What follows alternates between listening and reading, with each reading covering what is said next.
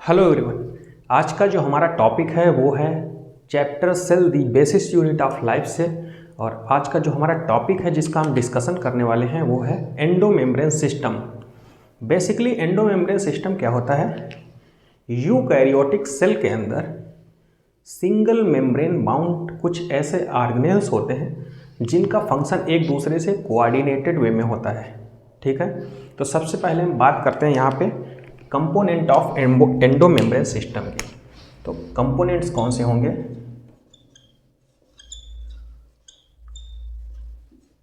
Components इसके कौन कौन से होंगे? तो सबसे पहला कंपोनेंट्स होगा एंडोप्लाज्मिक रेटिकुलम।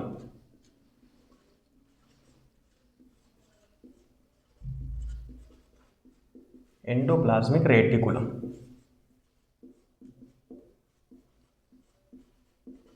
दूसरा कंपोनेंट होगा Golgi body.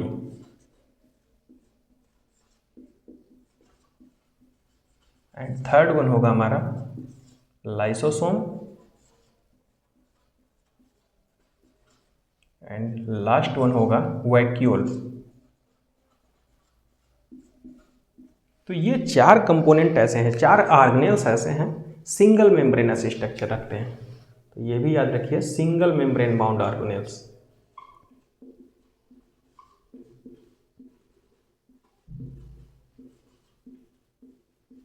Single membrane bound organelle.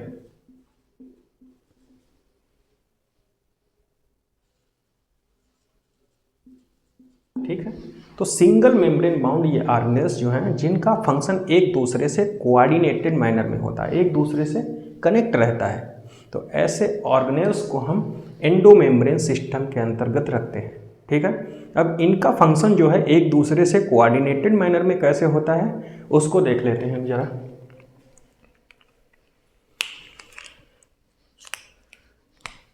तो सपोज दैट ये हमारा स्ट्रक्चर है न्यूक्लियस का।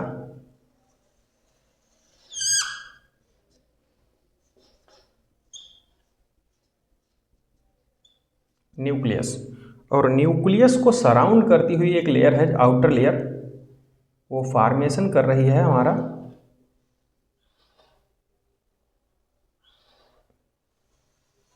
Endoplasmic reticulum. ठीक है,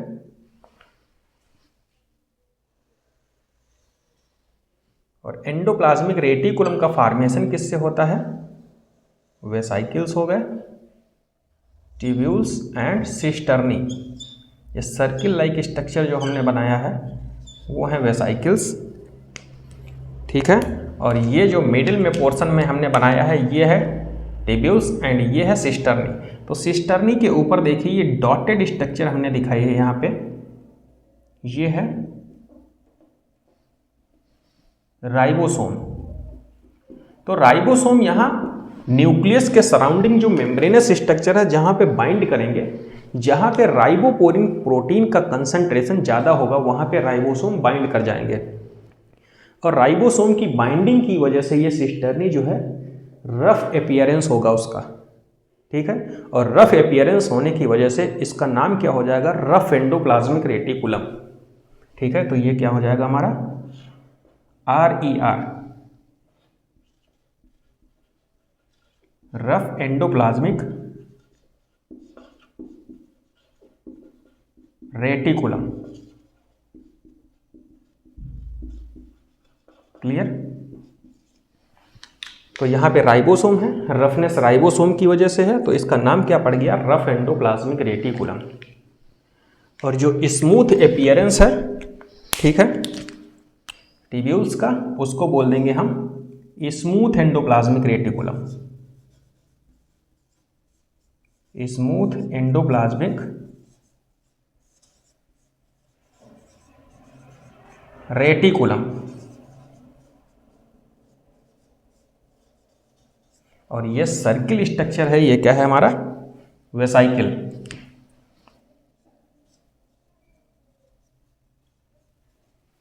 ठीक, तो ये हो गया पहला ऑर्गेनेल्स जो एंडोमेम्ब्रेन सिस्टम का है। और यहाँ पे इसके कुछ फंक्शंस होते हैं, जैसे जहां पे भी राइबोसोम प्रेजेंट होगा, राइबोसोम का मेनली फंक्शन क्या होता है, प्रोटीन की सिंथेसिस कराना। तो रफ एंडोप्लाज्मिक रेटिकुलम पे राइबोसोम प्रेजेंट है, तो इसका फंक्शन क्या है, पहली बात तो roughness is due to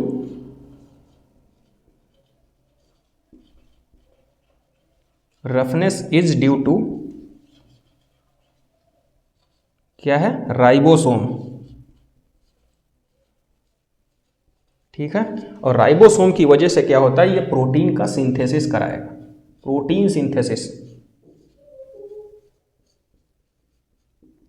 protein synthesis, clear. और यहां पे स्मूथ एंडोप्लाज्मिक रेटिकुलम पे राइबोसोम अब्सेंट हैं, तो स्मूथनेस किसकी वजह से है, due to absence of ribosome, due to absent of ribosome. Ribosome की अब्सेंट की वजह से इसका अपीयरेंस कैसा है, स्मूथ। और इसका फंक्शन क्या होता है, सिंथेसिस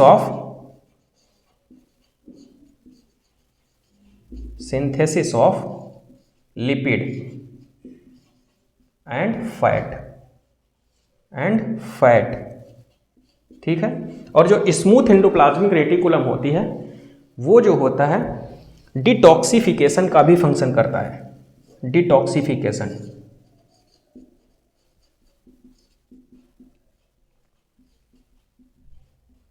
ठीक है। डिटॉक्सिफिकेशन किसका फंक्शन है, स्मूथ एंडोप्लाज्मिक रेटिकुलम। अब ये हैं हमारे वेसाइकल्स। अब वेसाइकिल एक दूसरे से कोरिलेट कैसे करेंगे, तो दूसरा हम ऑर्गेनेल पहले हम डिस्क्राइब कर लेते हैं। यहाँ पे दूसरा ऑर्गेनेल्स क्या है, गोल्जी बॉडी। तो देखो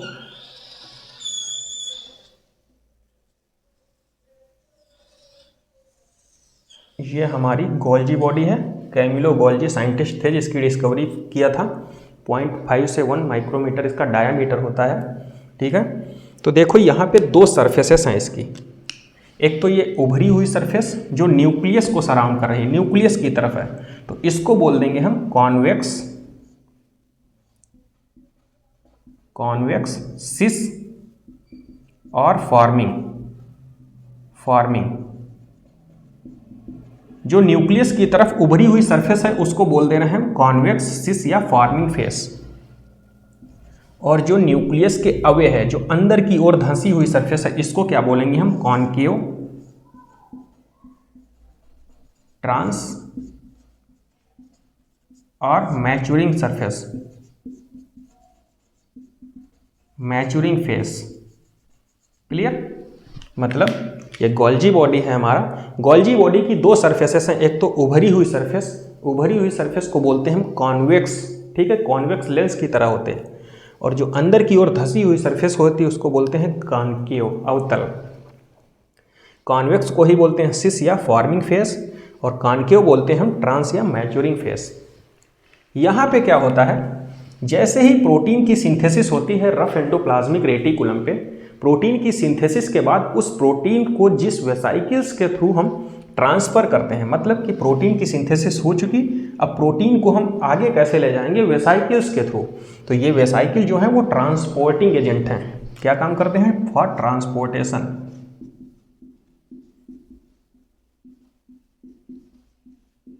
ठीक है, ट्रांसपोर्ट करेंगे प्रोटीन का।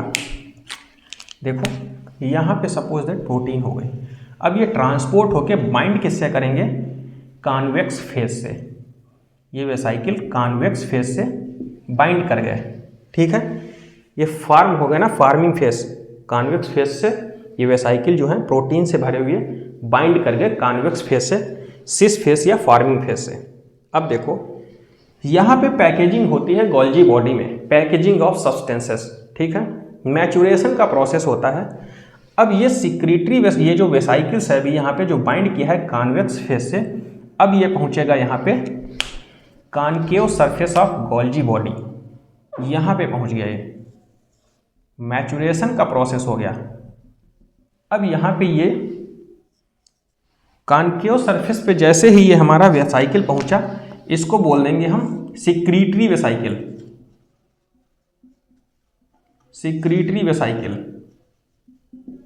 ठीक है। या मैच्योरिंग वेसाइकिल, मैच्योर वेसाइकिल। ठीक, अब यहां से ये सिक्रीट होगा, तो सिक्रीशन कहां से होगा इसका? कॉनकेव सरफेस से। ठीक है, फॉर्मेशन कहां हुआ? कॉन्वेक्स सरफेस से। अब यहां से ये वेसाइकिल जो है बाहर स्क्रीट आउट होगा। जैसे ही ये हमारा सिक्रीटरी वेसाइकिल बाहर निकलेगा, ठीक है, तो दो ऑर्गेनेल्स का फॉर्मेशन करेगा। एक ऐसे ऑर्गेनेल्स होंगे जिसमें हाइड्रोलिटिक एंजाइम प्रेजेंट होंगे और एक ऐसे ऑर्गेनेल्स होंगे जिसमें हाइड्रोलिटिक एंजाइम एब्सेंट होंगे। सपोज दैट एक ये वेसाइकिल्स है, इसके अंदर क्या है? हाइड्रोलिटिक एंजाइम, और ये एक वेसाइकिल है जिसमें हाइड्रोलिटिक एंजाइम एब्सेंट है। तो इसमें लिख देते हैं हम हाइड्रोलिटिक एंजाइम।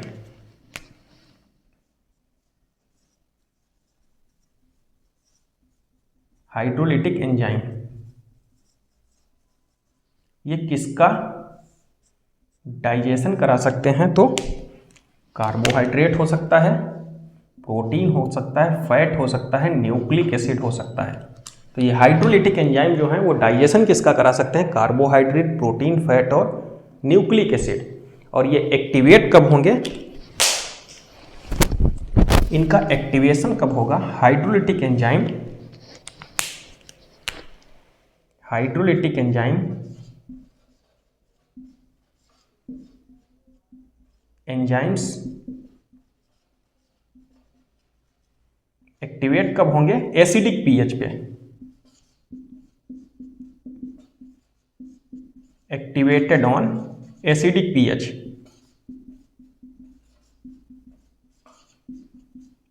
इक्वल 5 या लेस देन 5। ठीक है, तो ये एक्टिवेट कब होंगे? एसिडिक पीएच पे। इसको याद रखिए। देखो, जिसमें हाइड्रोलिटिक एंजाइम प्रेजेंट है उसको हम क्या, उस ऑर्गेनेल्स को हम क्या बोल देंगे? लाइसोसोम। ठीक है, अब देखो क्या कहते हैं, लाइसोसोम को हम बोलते हैं आत्मघाती थैली, सुसाइडल बैग। क्यों? देखो, ये लाइसोसोम जो है सिंगल मेम्ब्रेनस बाउंड स्ट्रक्चर है ना, इसके अंदर हाइड्रोलिटिक एंजाइम प्रेजेंट है जो कार्बोहाइड्रेट, प्रोटीन और फैट एंड न्यूक्लिक एसिड का डाइजेशन करा सकते हैं। किसी भी कारणवश क्या होता है, अगर ये मेम्ब्रेन डैमेज हो गई ना, तो ये जितने भी हाइड्रोलिटिक एंजाइम हैं वो सारी सेल से बाहर आ जाएंगे, ऑर्गेनेल से बाहर आ जाएंगे। और ऑर्गेनेल से बाहर जब आ जाएंगे तो क्या होगा? सेल की डेथ हो जाएगी। क्या होगा? Death of cells, death of cell due to rupture of outer membrane. इसीलिए इसको क्या बोलते हैं? Suicidal bag. क्या बोला जाता है? Suicidal bag of cell, suicidal bag of cell.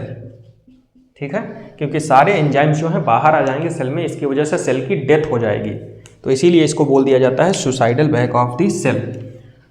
अब जो दूसरा वेसाइकिल था जिसमें एब्सेंट थे हाइड्रोलिटिक एंजाइम, ठीक है, हाइड्रोलिटिक एंजाइम जिसमें एब्सेंट थे उसको बोल दे रहे हैं वैक्यूल। ठीक है, और वैक्यूल की जो आउटर सिंगल मेम्ब्रेनस स्ट्रक्चर है, सिंगल मेम्ब्रेन, उसको बोलते हैं हम टोनोप्लास्ट। क्या बोलते हैं वैक्यूल की आउटर स्ट्रक्चर को, आउटर लेयर को? टोनोप्लास्ट। ठीक है, टोनोप्लास्ट पूछेगा तुमको किसकी कवरिंग है, तो वैक्यूल की कवरिंग है टोनोप्लास्ट। इसमें क्या होता है? Secretory substances. ठीक है, वॉल्यूम कितना रखती है? 90% से ज़्यादा, 90% वॉल्यूम ऑफ द सेल्स। ठीक है, बहुत सारी टाइप्स की हो सकती हैं ये, जैसे कॉन्ट्रैक्टाइल वैक्यूल की बात करते हैं हम,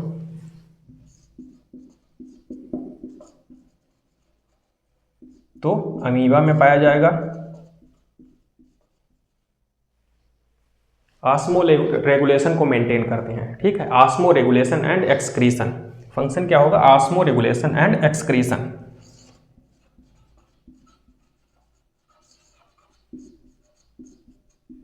ऑस्मो रेगुलेशन एंड एक्सक्रीशन।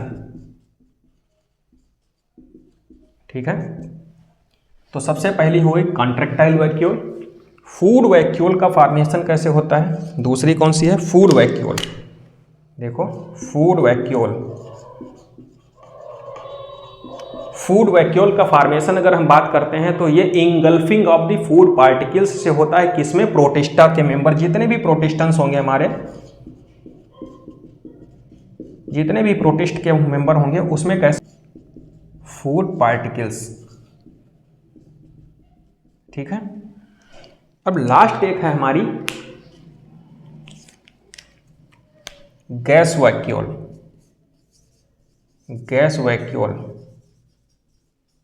इसका फॉर्मेशन होता है ब्लू ग्रीन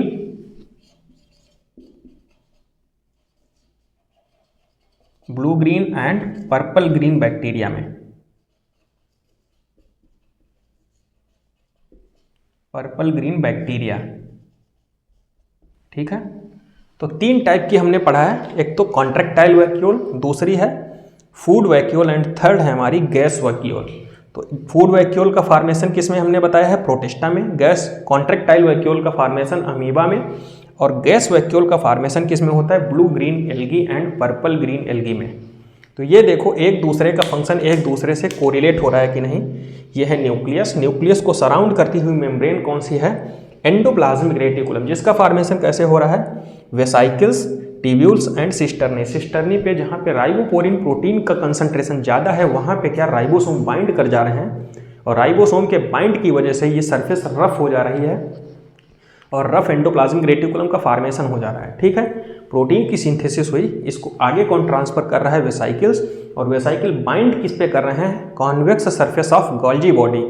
और मैचुरेशन का प्रोसेस होता है, मैच्योर वेसाइकल कॉन्केव सरफेस पे जाके बाइंड करता है और यहाँ पे एक्सक्रीट आउट हो जाता है, और एक्सक्रीट आउट होने के बाद जिसमें हाइड्रोलिटिक एंजाइम प्रेजेंट होंगे जिस वेसाइकल में उसको बोलते हैं हम लाइसोसोम, जिसमें एब्सेंट होंगे उसको बोल देते हैं हम वैक्यूल। लाइसोसोम में हाइड्रोलिटिक एंजाइम जो डाइजेशन करा सकते हैं कार्बोहाइड्रेट, प्रोटीन और फैट का। जब देखो हाइड्रोलिटिक एंजाइम एसिडिक पीएच पे एक्टिवेट होंगे, कभी क्या होता है जैसे ही ये रैप्चर हो जाती है उसकी आउटर सरफेस, तो ये हाइड्रोलिटिक एंजाइम जो है सेल के अंदर पहुंच जाते हैं, जिसकी वजह से सेल की डेथ हो जाती है। इसीलिए इसको लाइसोसोम को बोल देते हैं हम suicidal bag of the cell. और ये वैक्यूल जिसमें हाइड्रोलिटिक एंजाइम एब्सेंट थे, सिक्रीटरी वेसाइकल्स मतलब कि एक्सक्रीटरी सब्सटेंस प्रेजेंट था। जो वैक्यूल जो है सेल का 90% से ज़्यादा वॉल्यूम कंज्यूम करता है। इसकी आउटर सरफेस को हम बोलेंगे टोनोप्लास्ट। बहुत सारी वैक्यूल हमने बताई आपको, contractile vacuole, food vacuole and gas vacuole. इसके एग्जाम्पल भी हमने यहाँ पे कंप्लीट कर दिए हैं। एक और चीज़ याद रखिए, यहाँ पे गोल्जी बॉडी का फंक्शन क्या होता है? ग्लाइकोलिपिड और ग्लाइकोप्रोटीन का फॉर्मेशन, ग्लाइकोलिपिड और ग्लाइकोप्रोटीन की सिंथेसिस करा देता है। ठीक है, ऐसे याद कर लीजिए इसको। तो ये आज लेक्चर में हमने कंप्लीट कर दिया है endomembrane system. Clear? Thank you.